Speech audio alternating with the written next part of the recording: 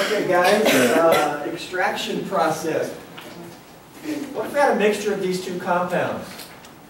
This carboxylic acid, that's the carboxyl head group. We're just shown condensed, not a full structure. And this alcohol. How could we separate these? Well, they're easily separated by acid-base chemistry and acid-base extraction. Because carboxylic acid is acidic. What's the pKa of a carboxylic acid? Yes, approximately 4. How about an alcohol? About 16. And maybe only half of us covered that. Yesterday in lab we covered those, and I suggested you know those two at least. Okay? This afternoon in lab we will meet here at 2:30, and we'll have about 45 minutes of lecture. And we'll do some acid-base lecture. Then we'll talk about the lab and go upstairs. Meet here at 2:30 for lab today. Okay, this is acidic. Both of these will dissolve in dichloromethane. Okay? It's a common organic solvent. It was on the list of solvents I showed you, gave you. Okay? We'll be using it in lab. It's 1 carbon with 2 H's and 2 chlorines. It's a polar solvent.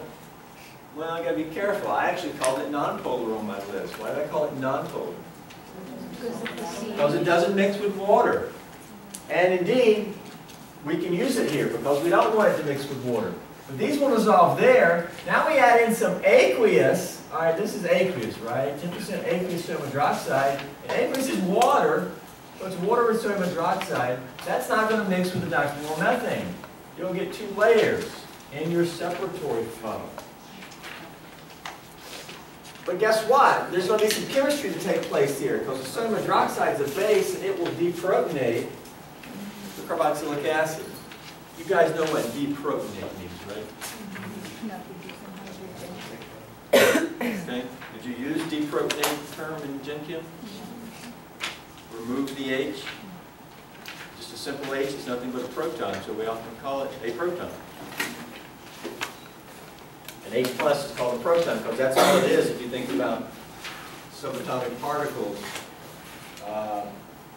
The hydroxide will deprotonate the carboxylic acid, but it will not deprotonate the alcohol. Okay? So the carboxylic acid is converted to the carboxylate. And you can draw a full structure, and I'd recommend some lone pairs here. Complete structure. But as we move along, I just expect you, and you should be able to know full structure and be able to focus in on that. But it's an ion now, carboxylate anion. But the alcohol is not deprotonated, it remains neutral. Well, big key point here. Neutral organics are going to prefer the neutral organic solvent, the organic solvent. Because organic likes organic. Like dissolves in like.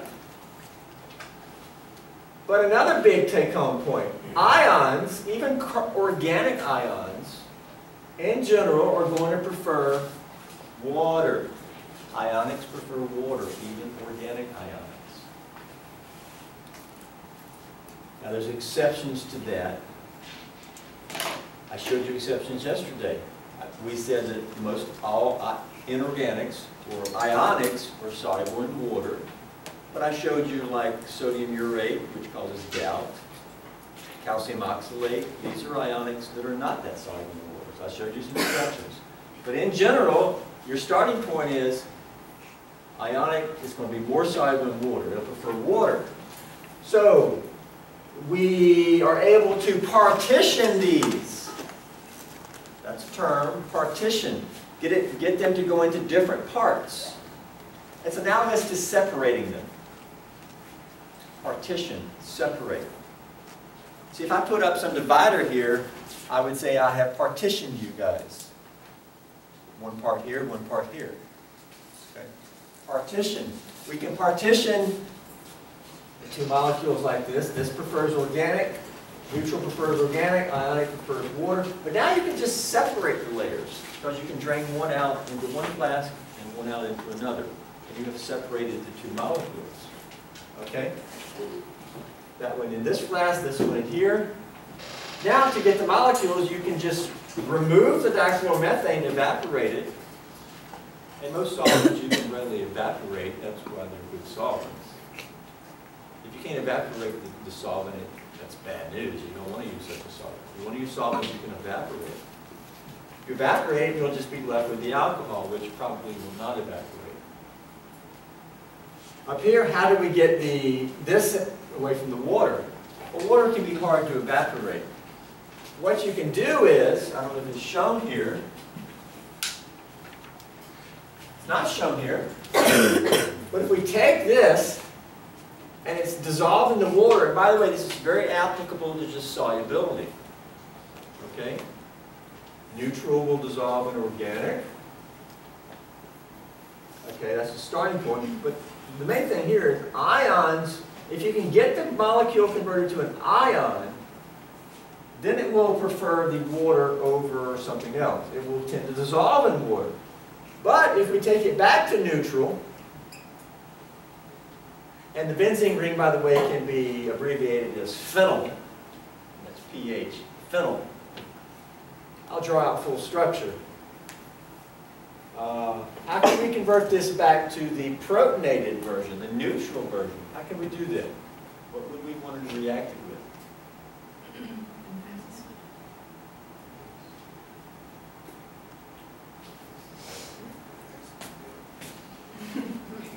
You guys had drinking.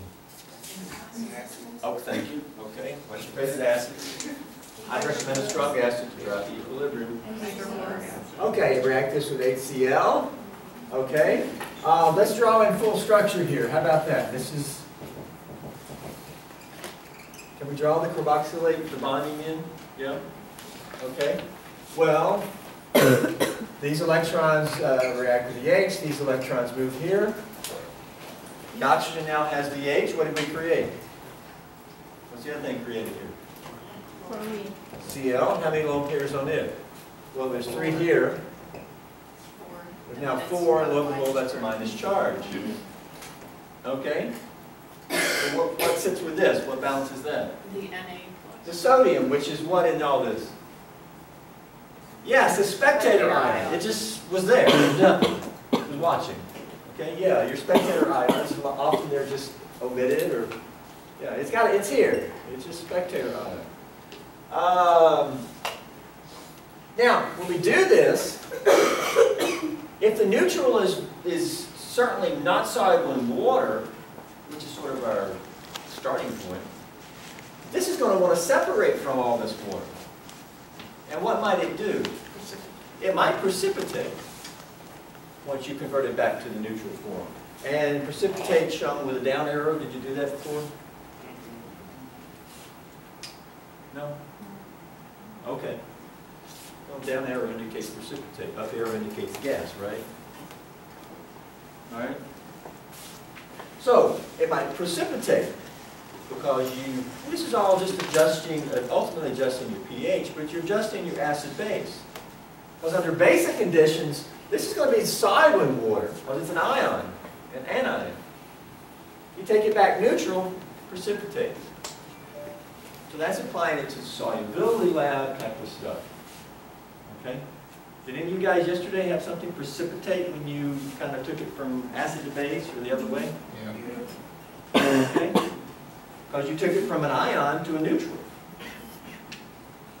Yeah? It's like here. But here we're doing it in a separatory funnel. Instead of in a test tube and one thing, it's separating mixtures this way. Because this is, you're not going to convert this to an ion and base. How do you know that? Well, you got to know pKa's, and then you got to know how to judge an equilibrium, and that's what we're talking about right now in the handout. Some of you a little bit, we've done it, others will do it this afternoon. You got to be able to use your equilibrium, your pKa's to judge is the chemistry going to take place or not. Here, we will. There, it will not. Very important to be able to use pKa's. And also starting to learn them. Again, there's a table in the back of your lab manual that I give you pKa's, and some explanation of different things. You don't need to learn every single one. I told you a couple need to start learning. By the end of Organic 2, you'll know more and more and more. Okay? Those are very useful. It's like learning your alphabet. Alkanes are very useful. Okay, that's extraction. Questions there? And just above, these were some ions that were actually not soluble in water. Exceptions, right?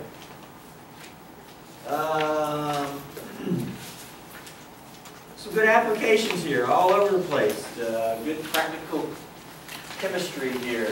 You ever heard of Prilosec? You ever watch TV? I'm probably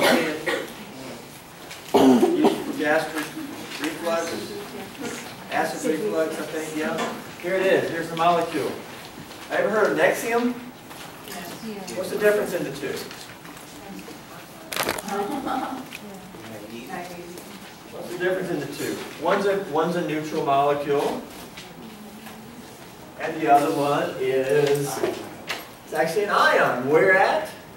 Here. This is NH, but here it's been deprotonated. Let's show lone pairs here. Anytime you have a charge, I prefer you show complete structure, all lone pairs. Okay?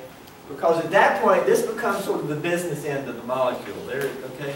And let's make sure that the key point we're looking at has a complete structure. All right? We know there's lone pairs other places, but let's make sure that's... And it's actually a magnesium salt. Why? Because they decided that's the best properties for some reason. There could be a variety of salts. But since that's 2+, you got to have 2 minuses. So there's actually 2 drugs for every 1 magnesium. Yeah? That's the difference. But guess what? When you take this and it goes into the stomach, what happens here? The stomach has lots of HCl. Right? What happens? Well, this is the base. This takes the H, and what does that become? Nexium becomes Prilosec in the stomach. Once it gets in the body, it's the same thing once it gets into the body. Okay? But see, they can charge you more money here because they got a new patent, and the patent on that expired. They got a new patent to charge you money. So once you take it, if you know the chemistry, it becomes the same thing. If it's separating the fluorine, will that have any effect on your body compared to the one that wouldn't separate? If it's doing what? It's separating the acid.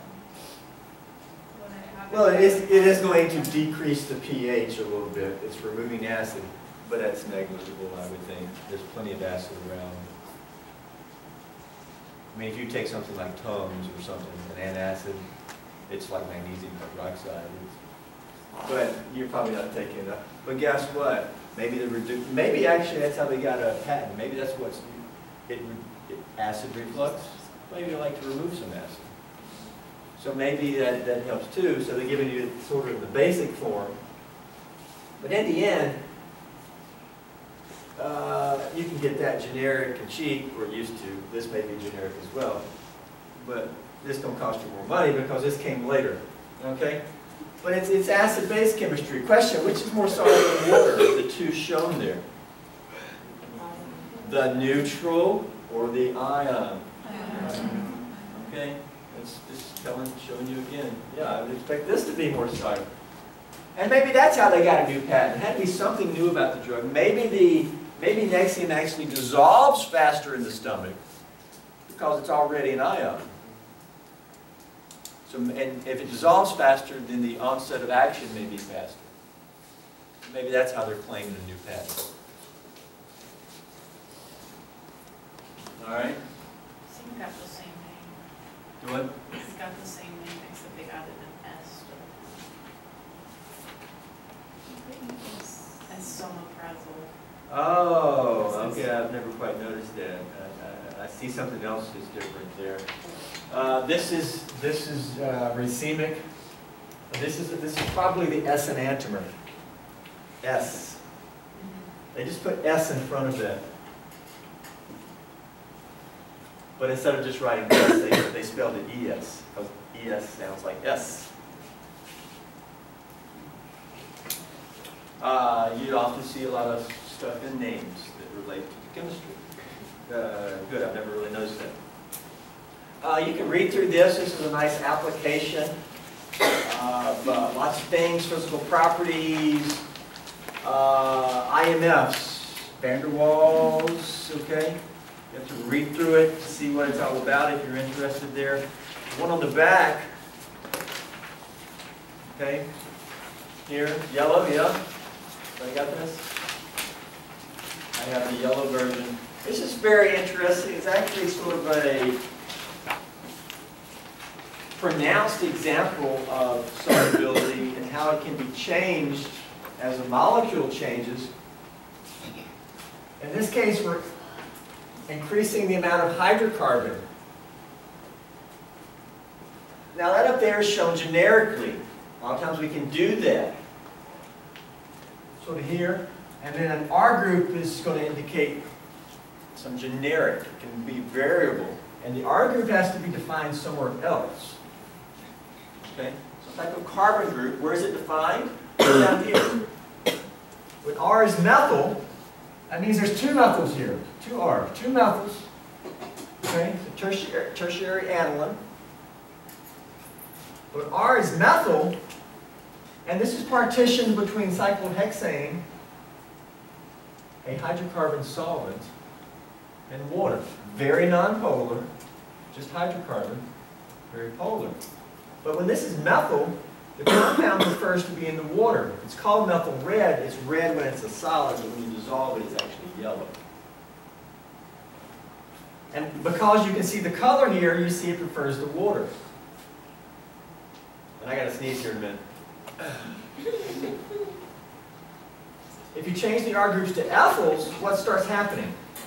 It starts going more towards. And we partition it, maybe we shake it up and allow it to partition, mix. It starts preferring the cyclohexane. Why? It's more hydrocarbon in the structure now. Now if we change the R groups to propyls, what do we see? Now it prefers the very nonpolar hydrophobic solvent. This is actually a drastic change. I would not have expected this drastic change in going from just methyl to propyl. You know, I would have thought it been more gradual, where you go here a little bit of yellow, and even more yellow, and maybe once this gets to like 6 or 7 carbons, maybe then it all goes up. It's pretty drastic. It's not typical. But it does illustrate the trend of more hydrocarbon, more what the compound? More soluble and organic, more lipophilic, or we can say more hydrophobic. More hydrocarbon, the more it hates water. Okay? I always thought this was a pretty pronounced example of there's something below with a question which hopefully is pretty darn straightforward once you read it and ask the question. It's also an application. Well, maybe you've heard of or you're interested in radiochemistry or radio contrasting agents or something. Okay?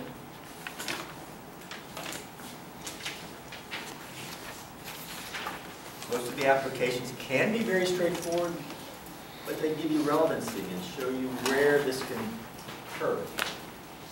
Why is this information useful for us?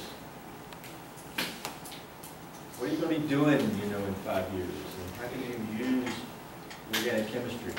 Hopefully it's usable. Otherwise, you might ask, why are you asked to take it? Well, you asked to take it because it can be very useful for you if you understand that and willing to engage with it, etc. Okay.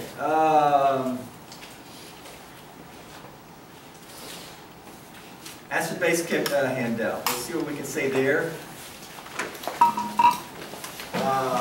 Some of you are ahead of others because of the lab lecture yesterday. We made it through in here yesterday morning through resonance. The next 2.5 pages we did.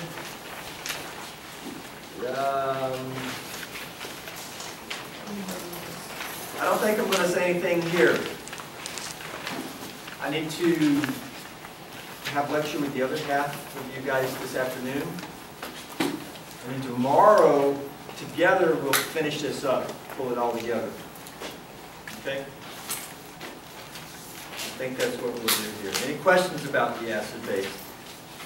Please remember this. That last page is points to remember. Free information, guys.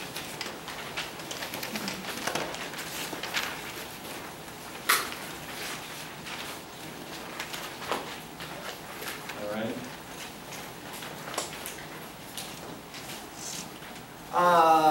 No class on Monday. Thus, there's no lab or on Tuesday either, because Monday's off, so Tuesday's going to have to be off. But instead, there is going to be a out-of-class lab assignment, literature assignment. I will send you that by email. It's going to look like this. Okay. It's a literature using SciFinder. SciFinder lab assignment. Instructions for using SciFinder are in your lab manual. I'll also give you a little bit here, including the link where you can find that at. A couple of reasons I sent it to you by email. The link will be active. Also, you can type your information directly in here if you have this electronically. Okay? I'll get that to you a couple of days here in advance so you can have it. Well, I got to get to you by tomorrow. Monday we're not here. Okay? And we'll have to talk about the due date. Due date for this solubility lab report is going to be Tuesday for the people who did it yesterday. Typically you'll be turning it on Monday, the next lab. Not here, so you're going to turn it in Tuesday here in class. And the other group, so that's the Monday, Wednesday lab, right? Mm-hmm. Tuesday, Thursday lab, you're going to turn it in on, that's Wednesday. Wednesday's test day. I don't want you to turn it in on test day. I don't know what I've done before with this. I don't remember that conflict.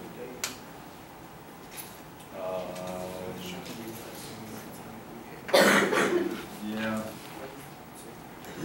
I think they both need to be turned in on Tuesday, because you don't want to be having to turn it in on Wednesday and test day. Yeah. I think that's what it's got to be, guys. And then this other sheet will be done. Will be due more like Wednesday, Thursday next week.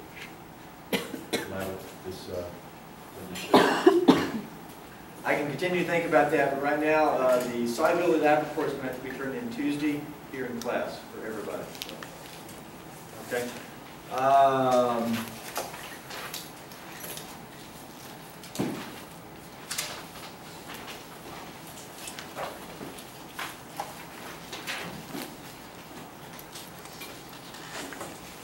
think we're ready to move to the Alkane, Cycloalkane handout. Oh, and we have another one that goes with this in a little bit.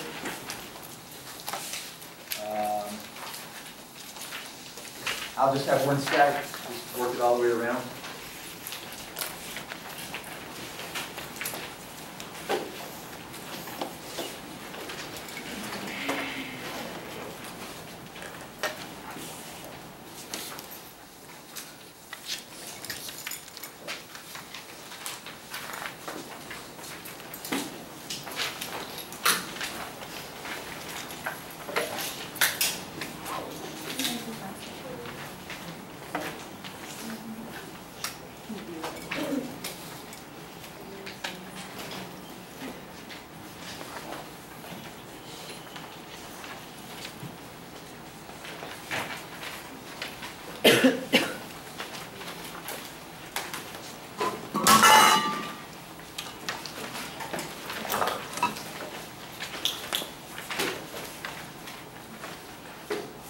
Okay, we're going to start focusing on different classes of compounds. And the first class is alkanes and cycloalkanes,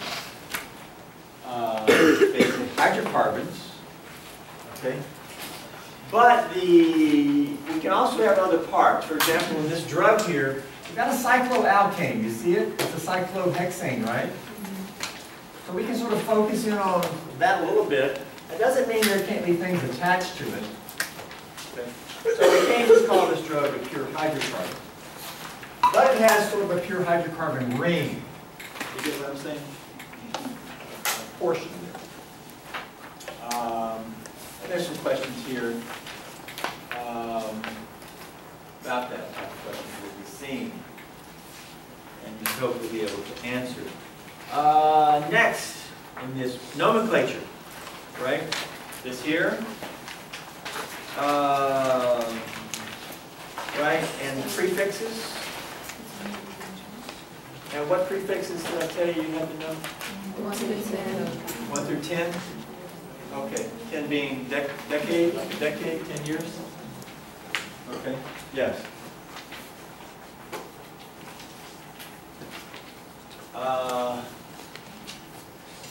I think that was on Jeopardy last night, something I could say. 20. 20 was the answer for the question. Okay, so I think the nomenclature there is pretty straightforward. Yeah? Okay, in the nomenclature video, I worked some, but I did not work. Did I do this one? Yes. But I did not do this one. Okay, let's do a name for this compound here. Clearly it's a pure hydrocarbon, right? It's saturated. Okay, we talked about these things. What's an IUPAC name for that? IUPAC is the official group that gives all the nomenclature rules, and they have a big book. If you name something wrong, they'll come knocking on your door and say, hey, you're doing it wrong. Two guys with badges on, you know? So we got to make sure we name things right. Okay, longest continuous chain. Is that the first question? What did we come up with? 1, 2, 3, 4, 5, 6, 7, 8. 1, 2, 3, 4, 5, 6, 7. 1, 2, 3, 4, 5, 6, 7, 8, 9. 1, 2, 3, 4, 5, 6, 7, 8, 9, 10. It happens to be straight through there. Please don't think it's always like that. Sometimes it can go like this. Okay? Is it 10? Is there another 10 possible? Or is that the only 10? Or you can go the other way, but it's the same thing. We'll have to decide which way to go with our numbering. I don't think there's another 10, though, to consider. Okay, so this means we have some type of what? Yeah, decane. Okay.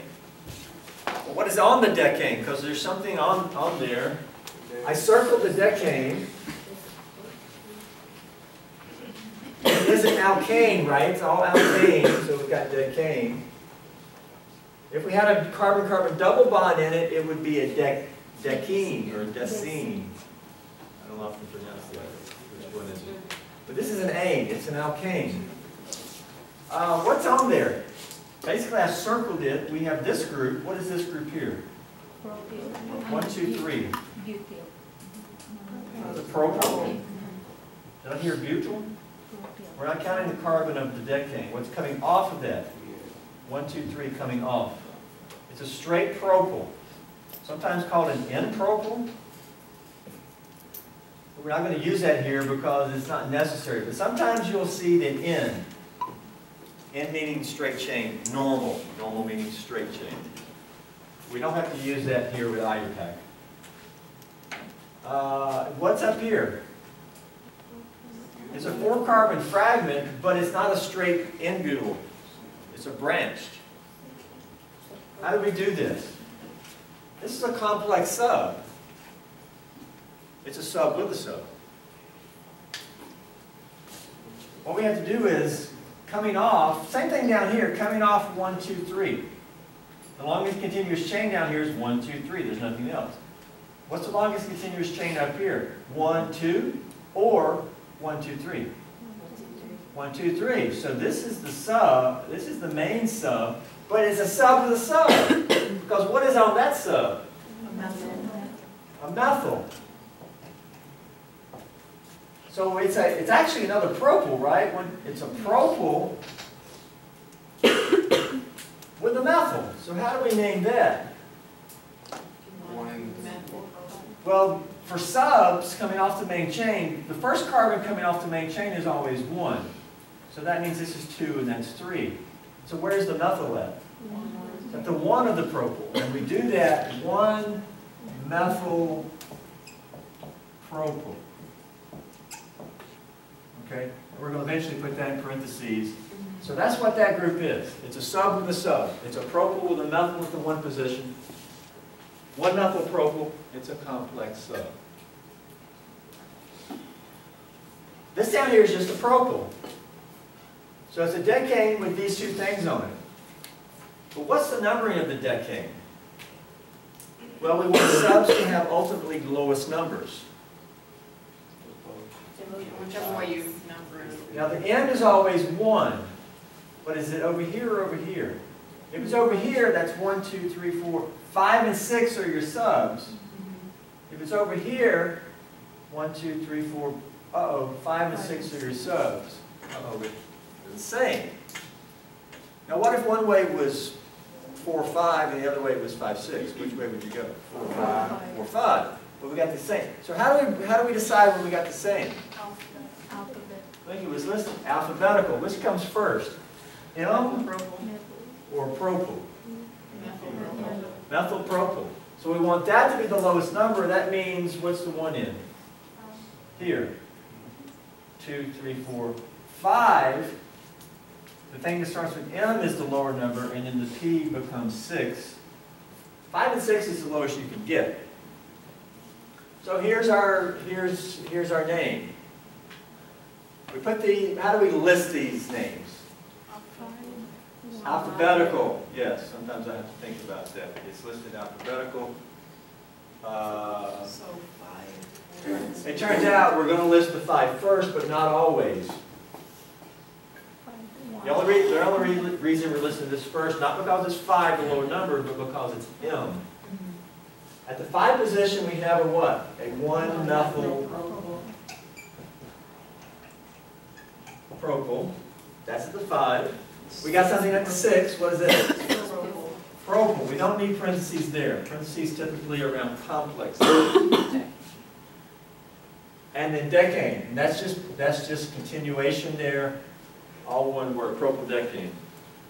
No dash. You don't need a parentheses there. 5 1-methyl propyl. 6 propyl decane. Yeah? Got it? Is that what you had? I didn't put the 1-methyl, but What'd you put instead? I can it's in the picture. You need to be able to go the other way. If I gave you this, I might ask you to show a structure. It's a decane, right? You just do your decane. How many is that? 1, 2, 3, 4, 5, whatever. Okay, is it 10? I don't know. And then at the 5 position, you put what? 1, 2, 3, 4, 5, 6, 7, 8, 9, 10. Okay. And that's a point there. 1, 2, 3, 4, 5. At the 5, what are we going to put? A propyl with a methyl. Okay. There's a propyl. But at the 1 position of this, let's put a methyl. And at 6, the next, what do you want to put? There you go. It's the same compound, it's just drawn, twisted. Right? And this is a little, right? Okay, same compound. We can draw compounds 100 ways. Like this. This will blow your mind, okay? Is that right hand or left hand? Is that a right hand or left hand? Left hand? Okay. How about that now? What is that? That's still left hand. How about that? How about that? It's all the left hand. It's all the same compound. I can show it any way I want. All right? What else did we not cover here? Any questions on this page?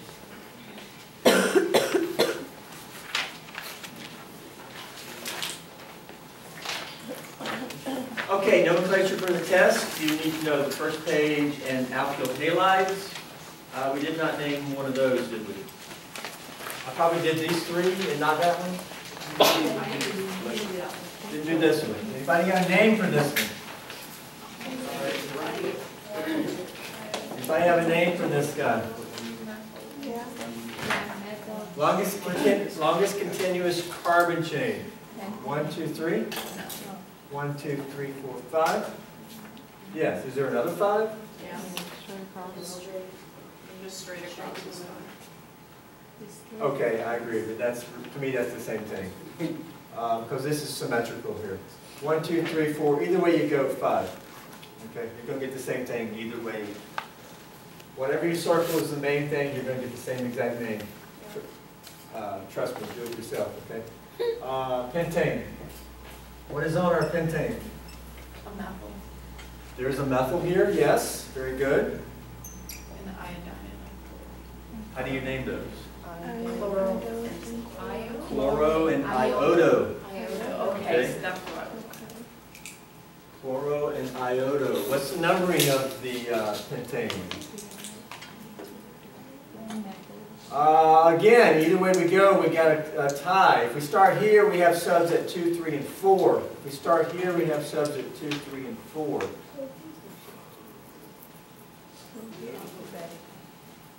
Alphabetical.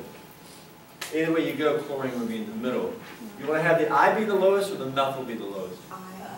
I. So let's make this be 1, 2, 3, 4, and 5. List the subs in alphabetical order. What goes first? 3 chloro, 2 iodo, 4 methyl, and that's all one word. 4 methyl pentane. Is that right? If you were to draw the parent chain with the other one, I had my numbers as 2, 1, and 3, which is lower. Would you want to go with that since No, you shouldn't have got a different numbering. Okay, I probably did. If I had, you mean you did that? Yeah. It's the same thing. That one. It's the same exact name. 2. If that's 1, this is 2, 3, and 4. Yeah, I started the one at the iodine. It's the same exact question. There's no difference whether you include that over there because it's symmetrical.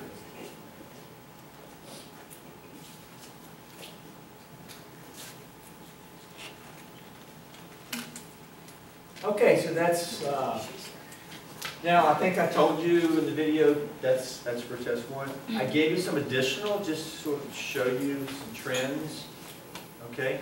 And as we move along, for me, I actually covered nomenclature of alcohols in organic 2. But you need to kind of see it, because we'll use some of the terminology in lab, you know. It's called butanol. N, what does N mean? Straight chain. It's 4 carbons, so it's but instead of butane, because it's an alcohol, we replace the E with OL. Okay? Ether. So that's just something for you to start, kind of just look at. Okay? Questions? Going back to that previous page, for the common name subs, wouldn't sec-butyl be the same as 1-methyl, or the methylpropyl? Glad you mentioned that, because the common subs, yeah. What did I say about needing to know those? You can know them, but they're not always going to be asked as far as, like, for example, the methyl ethyl would have been an isopropyl, but you said in the video that you don't always ask us for the common name, you'll ask us to drop the methyl ethyl instead of isopropyl. Certainly I want you to know how to be able to do IUPAC. IUPAC. For IUPAC. And indeed, in the one we did, that complex sub has a common name. And it is. Is that the one that we did? The left one was isopropyl, but the one we just did was the second one. Well, that's the one we just did. Yeah. That's a what? Sec-butyl. Sec-butyl. That one is it. Okay, yeah. Sometimes you may see that called a sec-butyl instead of a 1-methylpropyl. Was it propyl or butyl? That's called the common name accounts for there being 4 total carbons. That's why it's called a sec-butyl. But IUPAC does it as a propyl with a methyl substituent. Okay? By the way, why is it called a sec-butyl? It's attached to the secondary carbon. Right, but you have to be careful about that. Is that a secondary or what type of carbon is that? Oh, second. That's a tertiary. That's a tertiary carbon. Yeah. So why is it called a secondary butyl group? Because if we ignore the parent and just say, okay, it's a parent, what? Now look at it. That carbon is attached to how many carbons? 2. So it's considered secondary if you just look at it like that. That's why it's called a sec-butyl. Okay, so don't get confused. All right? Because it doesn't have to be connected to carbon.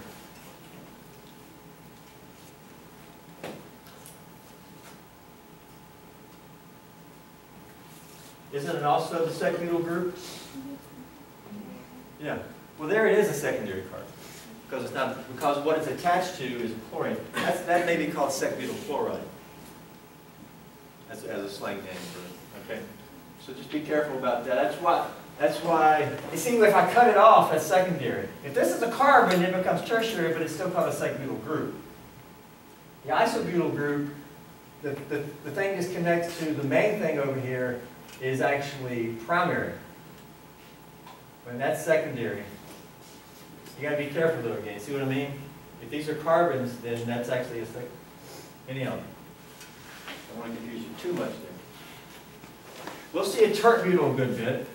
Here, the carbon that's coming off the main thing is tertiary because it's got 3 carbons. And that's tertiary butyl, shortened to tert butyl. And tert butyl is often just shortened to T-butyl. Okay?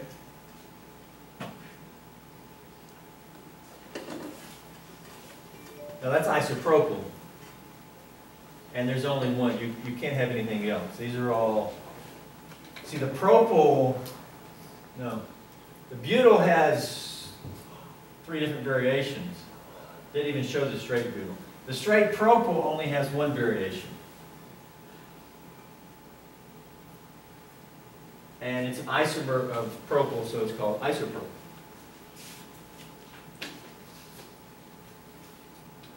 Okay. What was the original question? Did we get an answer? Yeah. So that's just a common name.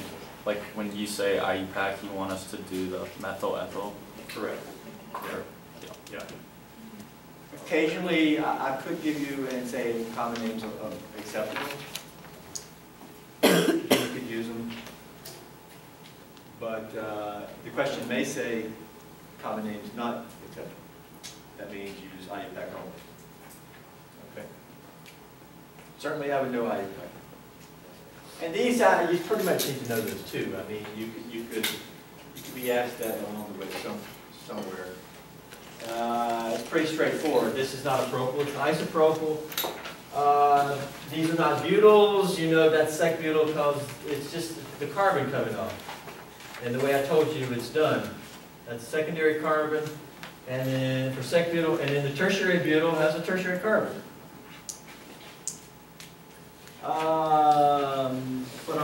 Okay, we did this page already, yeah? Okay, let's take a short 2-minute break. 2-minute break and we'll pick up here.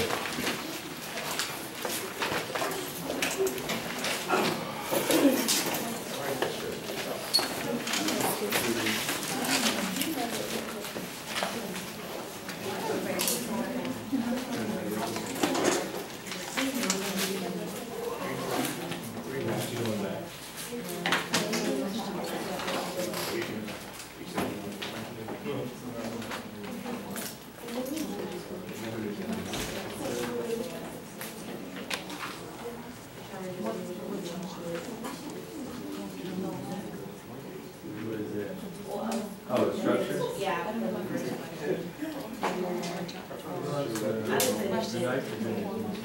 And it had a hydrogen attached to it.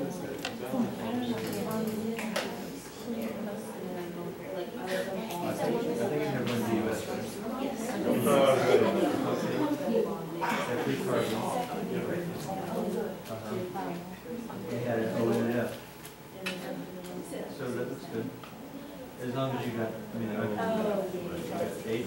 I put an H on the paper, I have one hydrogen and then one. Okay. It works, it's probably not that stable. Yeah. Look at it and check it. So I have the red state is plus 4.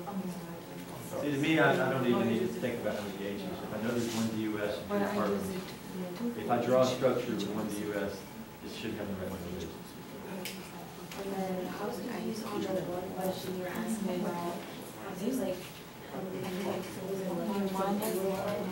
I was confused as far as if you were asking that specific structure. Like, but I know you were talking about the whole entire compound, not just the specific hybridized atoms you're talking about.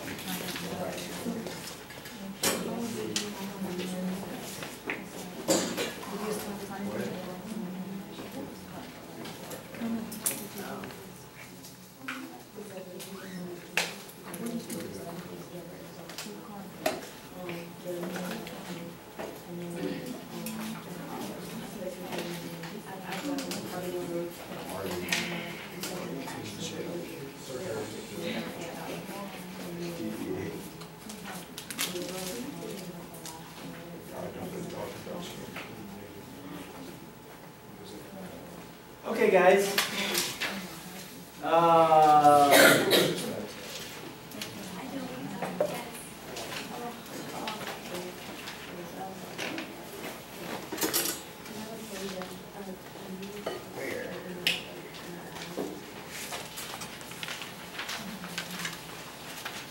Okay, Cycloalkane.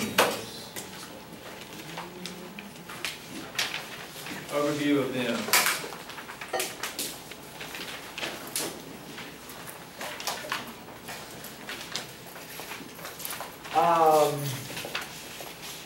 Cycloalkane rings. The smallest ring you can have is a 3-carbon cyclopropane. Cyclobutane, cyclopentane, cyclohexane. Yeah? See what we're doing here? Cyclohexane tends to be a common solvent in lab. Okay. The others, typically the boiling points are too low to be solvents. They're going to, and I don't even know if the first two are even liquids at room temperature. But cyclohexane has a decent enough boiling point. It's a common solvent in lab. I like it. Also hexane. And we're using hexane this week in the solubility, right? Yeah. Why does hexane have an S on the end? Hexane. Does it have S?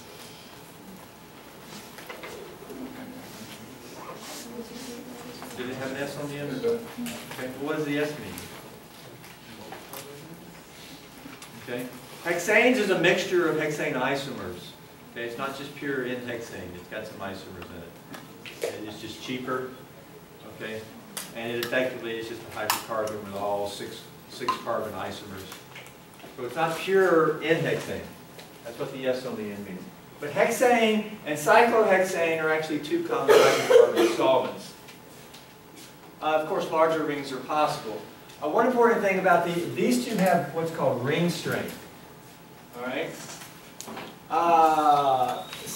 8th grade geometry tells us that this bond angle is what? Carbon, carbon bond angle. No, this one over here would be 90. You take geometry? 45.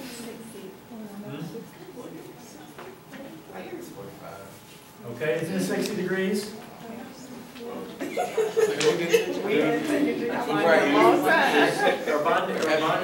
Are angles, geometric angles taught in geometry? It's definitely 60. Okay, let's move on. You would expect a 60-degree bond angle here, but what's the hybridization of this carbon? How many H's on that carbon?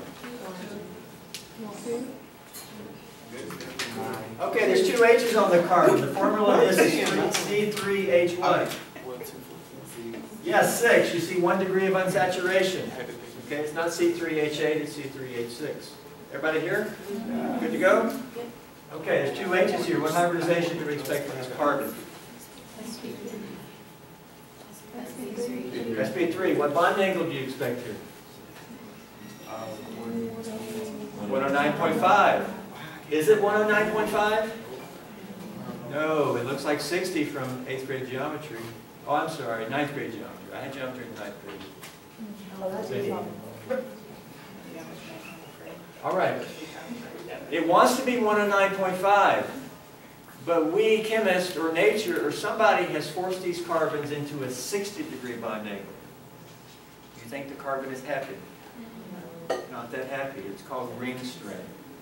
Okay? These electrons, instead of 109.5, they have to be pushed together because these two carbon, carbon, these have to bond. For these to bond, this angle has to get tighter. Okay? And that leads to ring strain.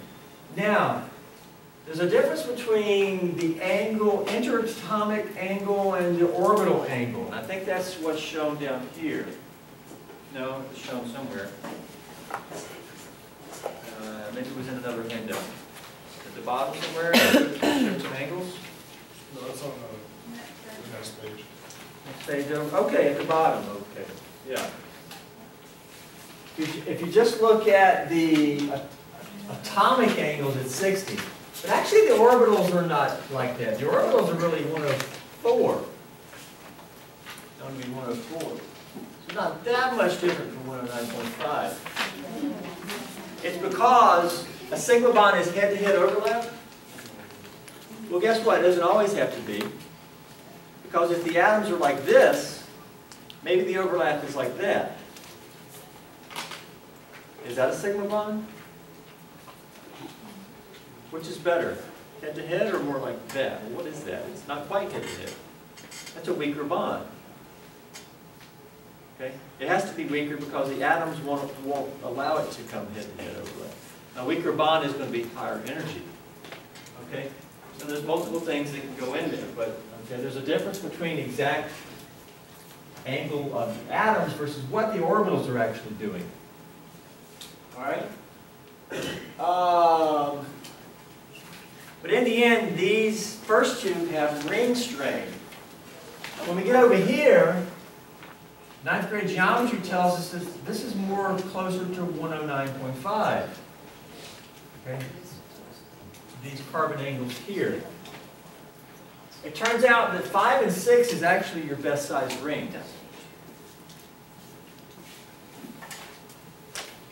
5 and 6 is actually better than larger. If we get up to like 8, 9-member rings, problem is the angle becomes too big to accommodate for the big ring. And that can be kind of bad too. The optimal size ring is 5 and 6. Okay. Because it has the most optimal bond angles that are closer to the standard, which is 109.5 for a saturated carbon. How do we know it has high energy, ring strain? Well, as you've hopefully seen before, we can see heats of formation. Okay? Here are heats of formation for the first two. And we see it's actually positive for those two, where the others are negative. So why is it positive? What does that mean?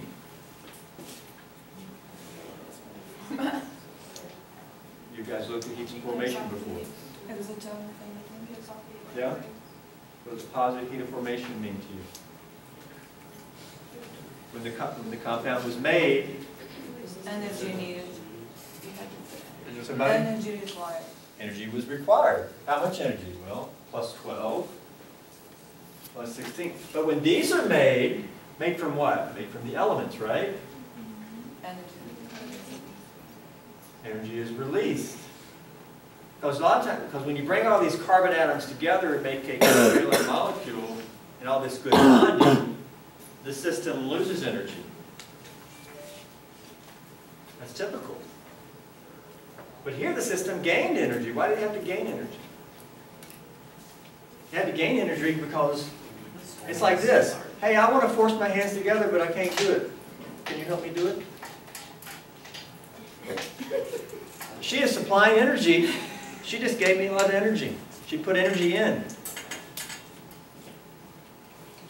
Energy had to be put in to make those two because of the strain. Understand what a heat of formation tells you. Hopefully you've seen it before. But this is an experimental value. We can see this. All right?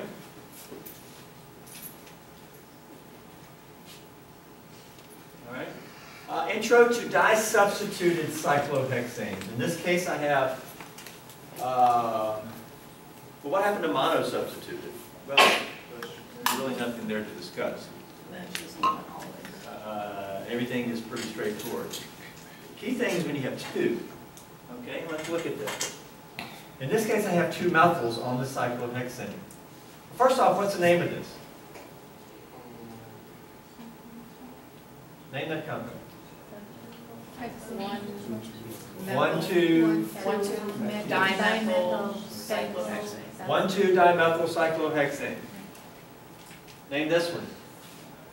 1,3-dimethyl. 1,3-dimethyl cyclohexane. Name that one. 1,4-dimethyl cyclohexane. All of these are dimethyl cyclohexanes. These are all isomers, you agree?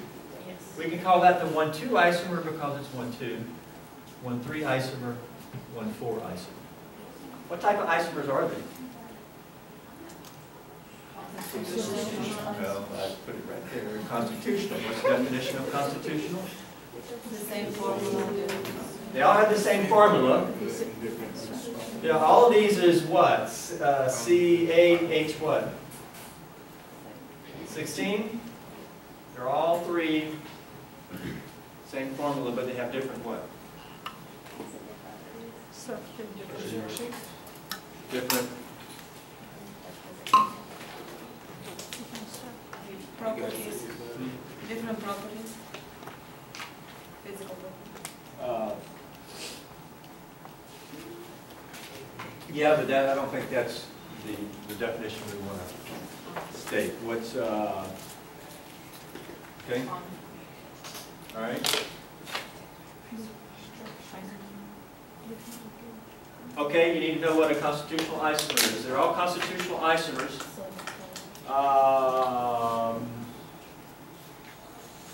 Let's look down here. Okay? Let's focus in on this one. All right? The two methyls, now these two carbons are both tetrahedral.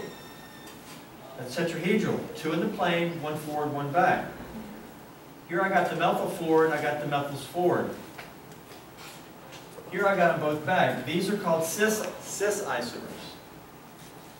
Okay? Cis meaning essentially same side. They're both pointing forward, or they're both pointed back. Okay? But these are actually the same compound. Okay, guys, you got to know what constitutional isomers are, right? What are constitutional isomers? How do you define them here? Same formula, different structure. I wouldn't say different structure. I would say different connectivity. All right? We've already said that before. It should be in your notes. It's in your textbook, etc., etc. Okay? Different connectivity is going to give you a different name. The connectivity is the 1,2. Connected at the 1 and 2. Does this one have numbers connected at the 1 and 2? No, it's 1 and 3. Different connectivity. The other one's 1,4. Different connectivity. Okay? All right. These have the same connectivity. 1, 2. What is this one? 1, 2. Okay? But in this one, the cis isomers, that's actually the same compound. We'll talk about that later. You'll be able to understand this during test 2 material, and I'll tell you to look back at this. Over here. Here the two groups are opposite. That's called trans. They can be opposite this way or that way. Both of those are trans. These are actually different compounds. We'll understand why later. These are different compounds. Those over there are the same. Question. Are these isomers? Yes, they have the same formula. Okay? C8H16. What type of isomers are they? You could say they're trans isomers. Trans isomers, what type of isomer is this? Trans Stereoisomers. Okay? Stereoisomers have the same connectivity, thus the same exact name. This is 1,2-dimethyl cyclohexane. What is that? It's also 1,2-dimethyl cyclohexane. Same exact name. How do they differ? They differ in their projection of the groups. Okay? Same connectivity, different projection. Stereo meaning sort of in space. Your stereo system gives you sound all throughout your space. Okay? There's only two types of isomers, general types. There's constitutional and there's stereoisomers. You need to know the difference in the two. Okay? Those are all constitutional. Now we're looking at stereoisomers of the 1,2. There's 3 stereoisomers of the 1,2. That one, and this one. Okay? We'll talk about this one as we go forward.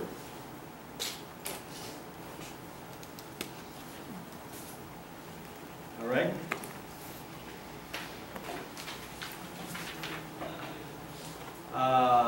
Some drugs with cycloalkanes, including the drug right here with cyclohexane. Yeah. Okay.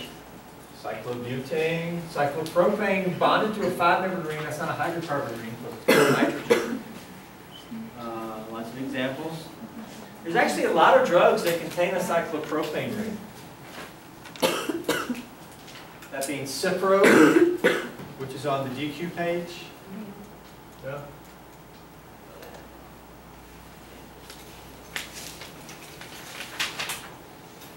Okay, ready to look at the purple.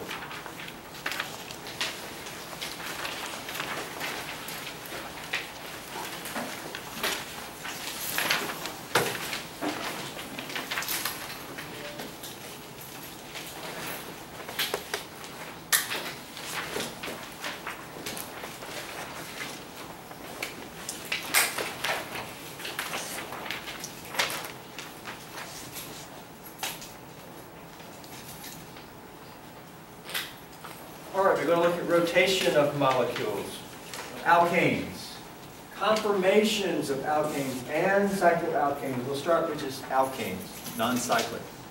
Here's butane. Okay, 4 carbons. Not really showing the H's. We can consider these little 2 guys H's, and there's 3 there, but not really showing them. It's just a carbon skeleton. All sigma bonds just can rotate, right? Look at the difference. These 2 groups can both be pointing up, which might be called cis, same side. But when it can rotate, instead of saying cis, we usually say syn, which also means same side, S-Y-N. I'm sure this terminology is written. Okay. Just about anything I mentioned should be written somewhere. All right. But what if we rotate it like that? Okay, we're rotating this central bond, right? Syn, turn it like that. It's opposite trans, but when you can rotate, instead of using cis or trans, we use syn or anti. Okay? It's anti, opposite. All right? So when this molecule is just hanging out, you know, maybe on the weekend, just hanging around the house. How does it exist most likely? Does it exist like that or this?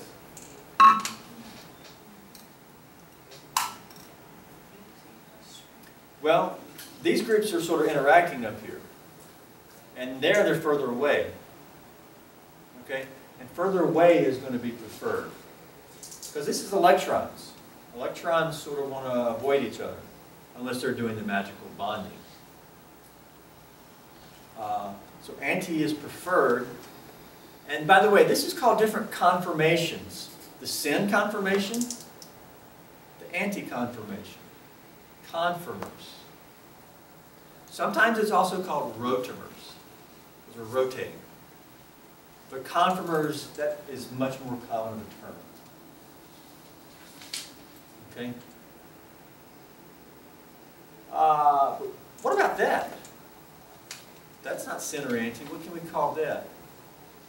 We're going to start calling these things. But the other thing is, how can we draw this on the board? Can we draw it on our paper, or do we always just have to be standing here with a model? We need to be able to draw it on our paper. Okay? Draw it and also look at something that's drawn and assess that. So how do we do that? Newman projection. Okay? We're going to draw Newman projection. Newman was a chemist at Ohio State back in like the 60s, 70s, who developed this method of showing this. And it was adopted and has become the best method of showing it. Okay?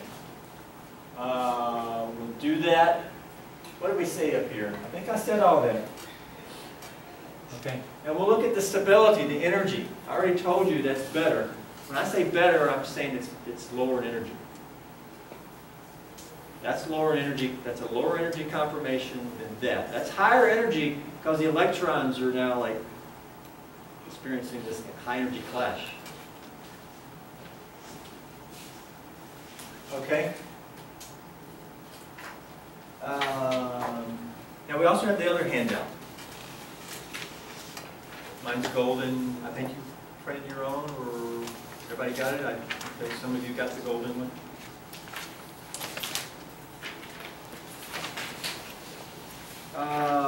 Let's try to get here.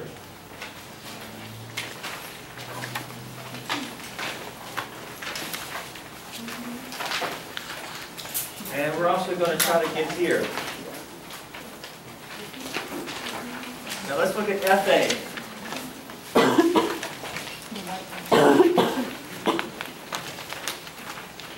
That almost doesn't look like a molecule. Oh, it's just a straight line. But that's a 2-carbon alkane. That's ethane, right? Right?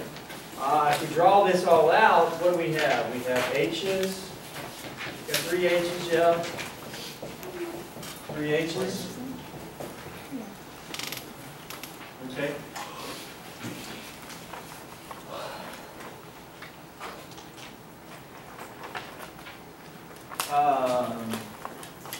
Let me make an ethane.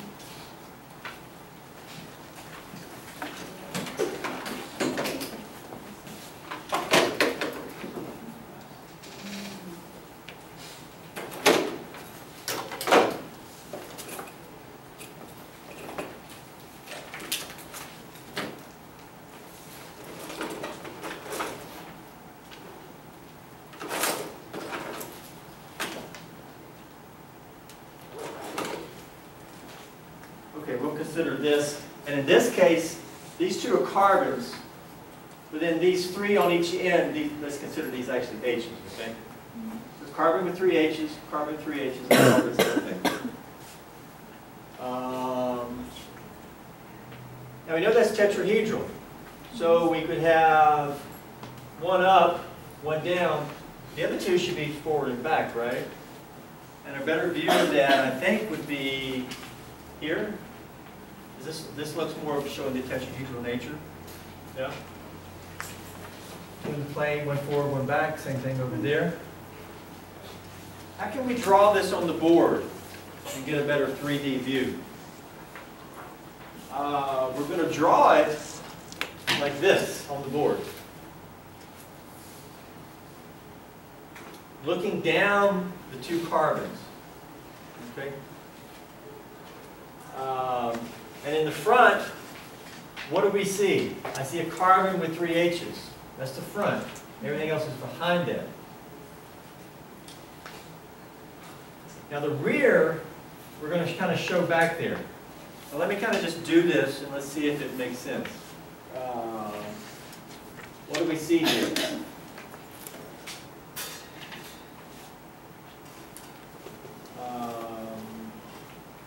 We start with a circle. Okay. Circle, circle, dot, dot. Okay. Dot in the middle. The dot in the middle is the front carbon. And what do we see on the front carbon? I see an H going straight up. Everybody agree? We can draw that H straight up.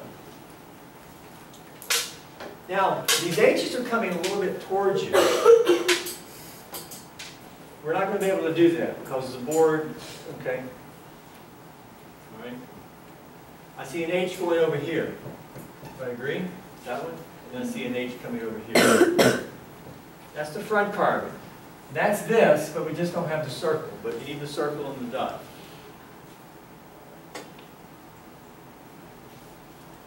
Now what do you see in the back, behind that? This carbon back here you can't really see. It's in the front of this one. It's like it's eclipsed. It's back there.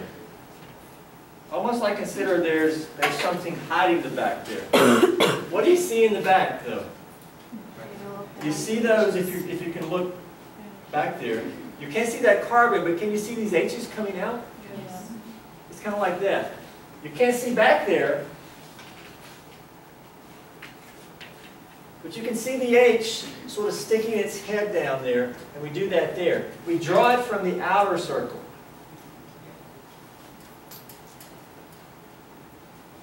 I see an H sticking its head out that way, and an H sticking its head out that way. And that's a Newman projection of this molecule there. And this type of drawing, Newman projection, allows us to do many things and have some good discussion now. All right.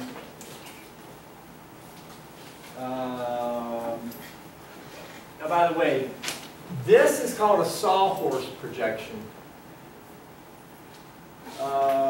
where it's like, here's the front carbon, and there's some liberties here.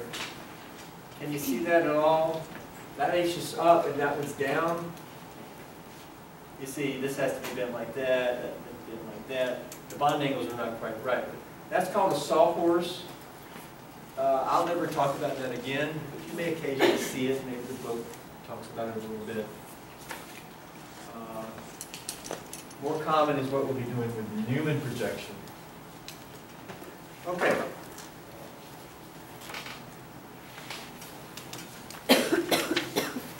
Other terminology here. Right now, these two H's are, they're both up. Sin. Another term here. They're eclipsed. Because if I was to show it to you, can you see the one behind it, or is it blocked by the front? It's blocked, like the sun is blocking the moon. This is called an eclipsed conformation. These two H's are eclipsed. Well, what about the other H's? Are they eclipsed too? Yes, all H's are eclipsed here. This is called a fully eclipsed conformation. Probably written somewhere. We're going to see it when we rotate it. All right. Let me rotate the bond a little bit. All right. Here goes the rotate. Boom. Now let's look at neighboring H's. Okay. Here's the front H. Is it eclipsing anything back here? No. There's one back here. Is there anything in the front eclipsing? No. That single rotation, now actually nothing is eclipsed. What are you going to call this? There's nothing over here. It's been turned a little bit. This is called staggered. Makes sense, right? Okay. Which do you think is better? Staggered is always better than eclipsed. Because eclipsed, the groups are closer together. Staggered gives a little more room for the electrons and for the atoms. Staggered is always better than eclipsed. Okay, the table, the diagram we're going to look at shows a full rotation of one carbon all the way around. And it shows different energy. Back to the original. Let's look at that. There'll be more terminology. We may also have to draw another. I'll draw another one. This one is this staggered or eclipsed? This is staggered, okay? How do you draw eclipsed? Let me do that, and then we'll look at the diagram. Well, we start with circle, circle, dot, dot, right? Well, let's just make it eclipsed. I see one straight up. I see one here. This is the front, and the front comes from the small dot. Now let's look at the back. What do you see in the back? H going straight up. It's right behind that one going straight up. But here's what you do. You don't just assume it's back there. We draw it a little bit to the side. Just because it's clarification that it's back there. But when you see that, this is assumed to be right behind it. All right? Now this one is right behind the front one. We draw it a little bit to the side. And this one's right behind this one. We draw it a little bit to the side. Now notice, I was always to the right of that one. Because if we move that a little bit, it's always going to be, well, in terms of a clock, it's like it's further clock progression compared to the front. So I did that by purpose. And so this is a fully eclipsed. Okay. Now, let's look up here. They've got them drawn up here as well. This is a full rotation. They just drew it the other way, but that's supposed to be fully eclipsed, like that, right? We're rotating. As we rotate, we see energy change. That's high energy. Why is it high energy? Because it's eclipsed, and then you why? What did they rotate it to get to this? The front or the back? They've rotated the back. The front is the same. I'll rotate the back. I'm going to rotate the bond, but the back is going to be moving. Let's go to here. Isn't that depth? That is now staggered.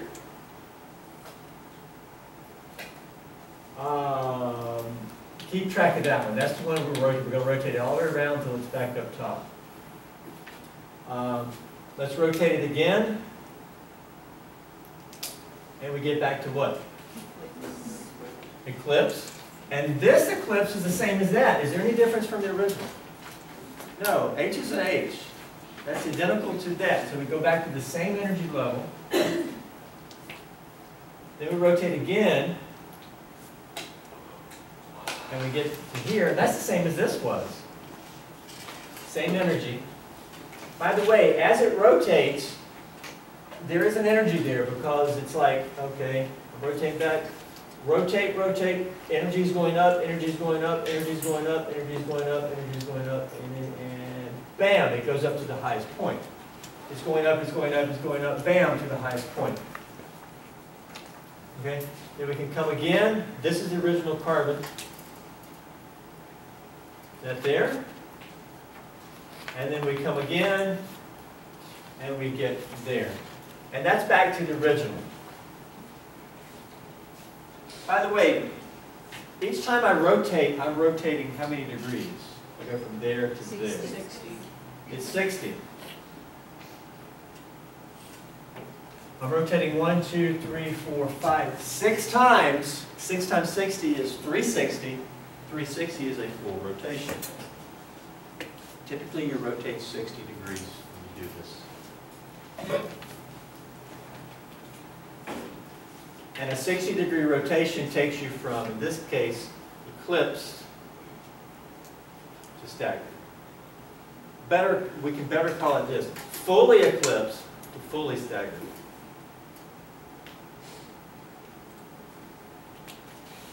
Okay. Question here, how many different discrete energy levels for ethane? 2. Staggered and eclipsed. Assuming you're not counting every infinitesimal. We're not doing this. 1, 2, 3, 4, 5. You can count as a gazillion. We're going, okay, we're doing a 60-degree turn. There's only 2. There's that level and that level. Let's change to butane. Butane is out here. For butane, I'm going to take off this. 4 carbons, 1, 2, 3, 4. Now I'm saying the H's is these 2 little guys here and 2 little guys here. And we're not going to worry about the H's on the end carbons. Okay? Butane like this. We're going to rotate it. Let's see what we get here. Now here, they're starting with A here. Does everybody agree that these are the same? Both methyls up. What's a dihedral angle? It's the angle between the 2 methyls. Right now it's 0. What is it now? 60. What does dihedral mean? There's 2 lines right behind each other. 0. Okay, well what if I do that? What's the angle now? 90. Okay, 90 degrees, right?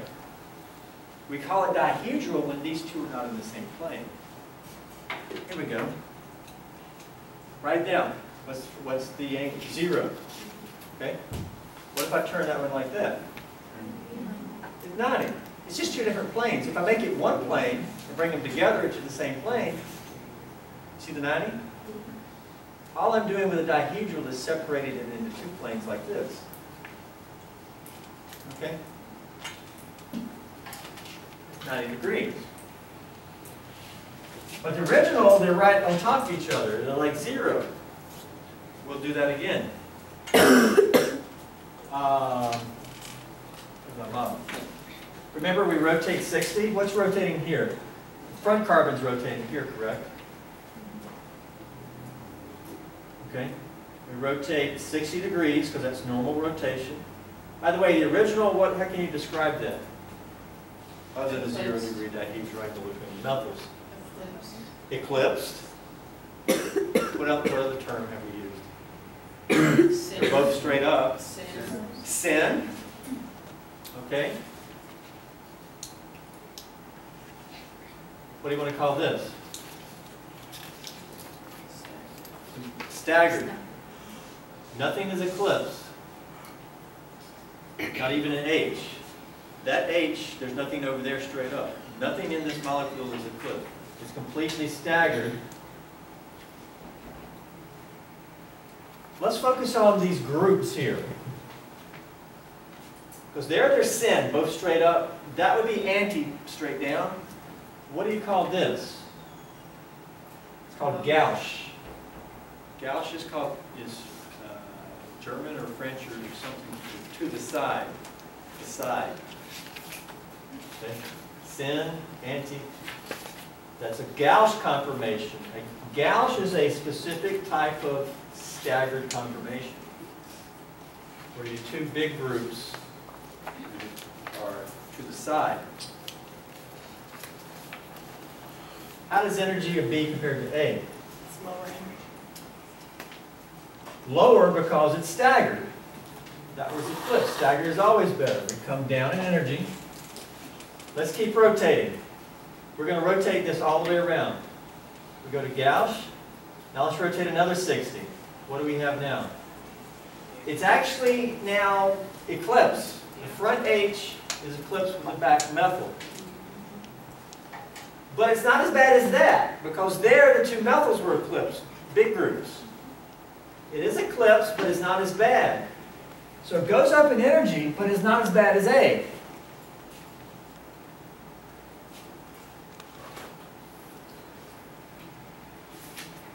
Here's where I would call that sort of fully eclipsed and maybe partially eclipsed. That terminology becomes vague. It's not as bad as it could be. That's really bad. Okay. Let's keep rotating. What do we have now? We got this. Methyl in the back up, methyl in the back in the front down. That's called anti, opposite.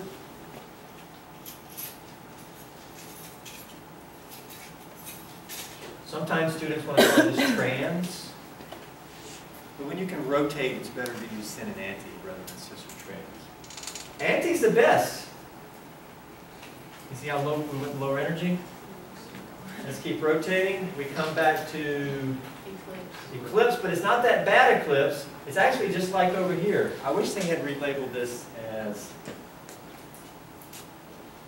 C and E is actually the same energy, right?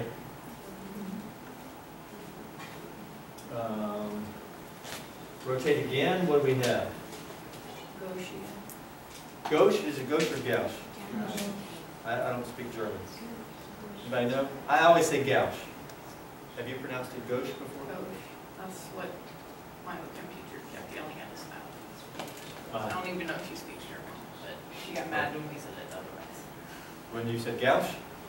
Sounds like she may speak German. I'm going to say gauche, but that's what I've always said. Although I believe it's probably gauche.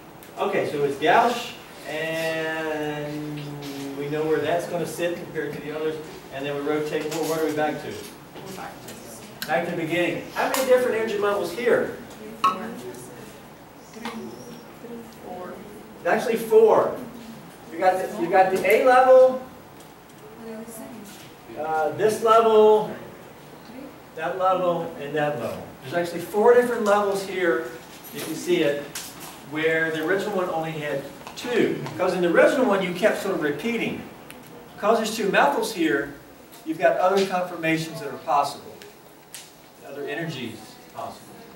Okay, what do we need to be able to do here? We need to be able to interpret energy diagrams, understanding different energy levels. Assuming we're doing a 60-degree turn each time. Okay? You need to be able to draw Newman projections. Okay? We have terminology, sin and anti, gauche, eclipse. Staggered is always better than eclipse. I think that's a statement that is definitive.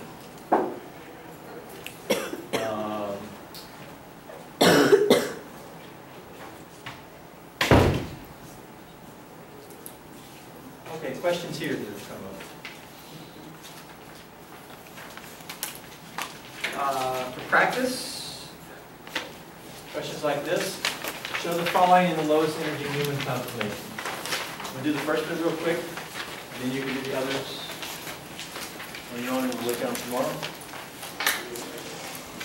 Depending on how much time we got. Lowest energy conformation. What if you were asked to draw butane in the lowest energy conformation? Which of the, how would you draw it? You would draw that right there. Because it's the best. What is going to be the best over here?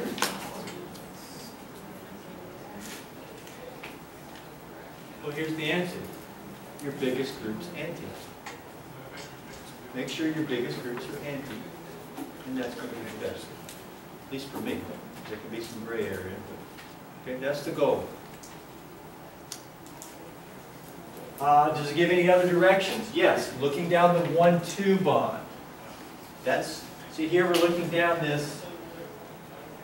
What is the 1,2 bond? That comes from nomenclature. What's the 1 carbon in this? If you named it, what's the 1 carbon? That's 1, that's 2. Both substituents are on the 1 carbon. Looking down there.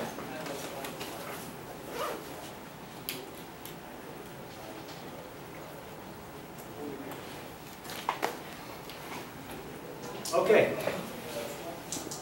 1, 2, 3, 4.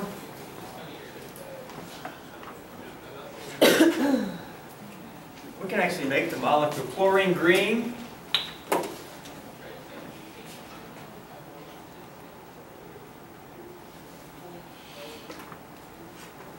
Chlorine green and chlorine red. You can actually make the molecule there and help us draw it.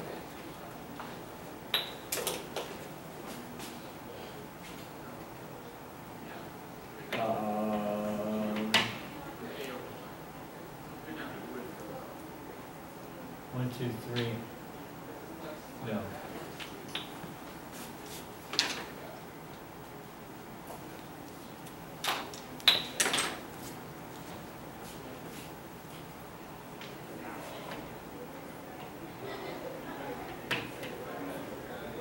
Okay.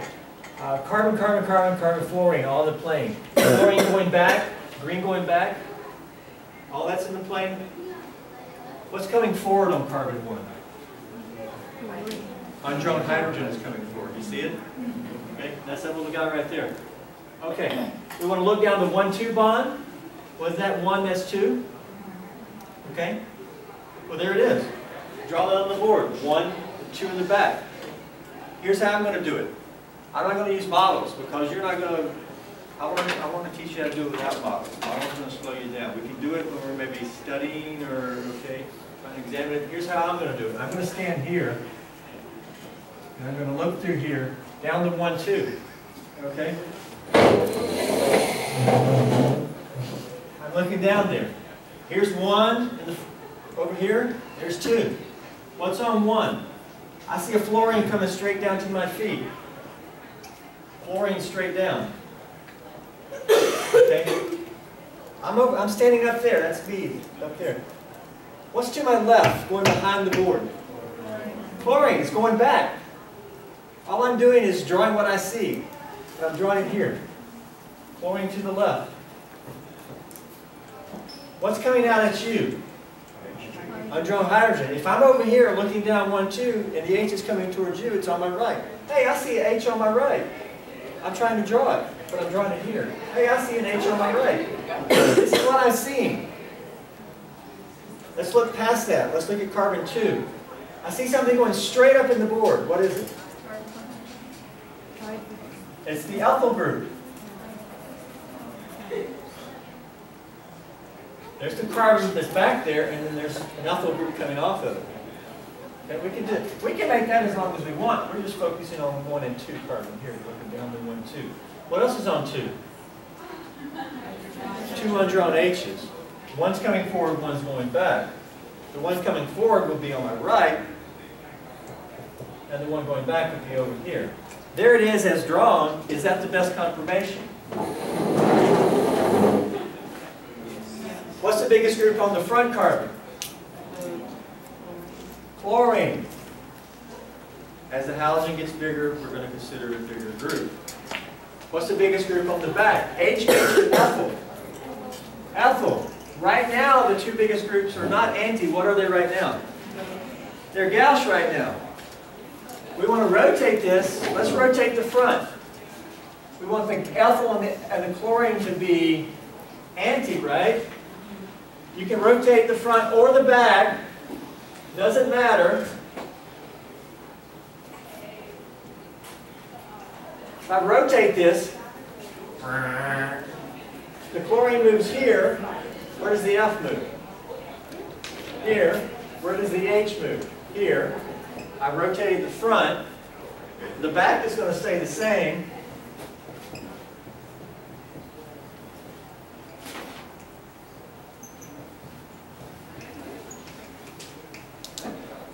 And there we go. Now our 2 biggest groups are anti, and trust me, that's for us is going to be the best conformation. Lowest energy conformation. Question, in the best conformation, the fluorine and ethyl are what? You see that the fluorine and the ethyl are Gauss. You see? Yeah, and ethyl are Gauss in the best conformation. That could be something that could be asked. I mean, the 2 H's are anti. And now we can describe what the best conformation looks like. We have terminology. Try the other 2, okay? We'll do those first thing tomorrow. Question? Finishing up? Well, I was thinking if there was a way I could get into the lab to get my. You can come up with me now. Have a good day, guys. See some of you at 2:30.